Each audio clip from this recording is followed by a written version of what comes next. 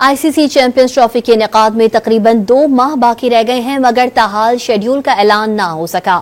जराये के मुताबिक भारतीय क्रिकेट बोर्ड रिवायती हट धर्मी का मुजाहरा करते हुए मुआहदे में शामिल कई शक़ें सिर्फ ज़बानी तय करने पर जोर दे रहा है।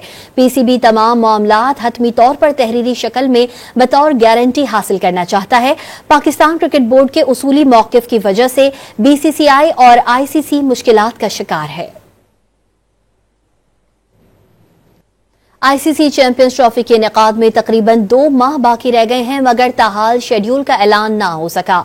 जराये के मुताबिक भारतीय क्रिकेट बोर्ड रिवायती हट धर्मी का मुजाहरा करते हुए मुआहदे में शामिल कई शक़ें सिर्फ ज़बानी तय करने पर जोर दे रहा है। पीसीबी तमाम मामलात हतमी तौर पर तहरीरी शक्ल में बतौर गारंटी हासिल करना चाहता है।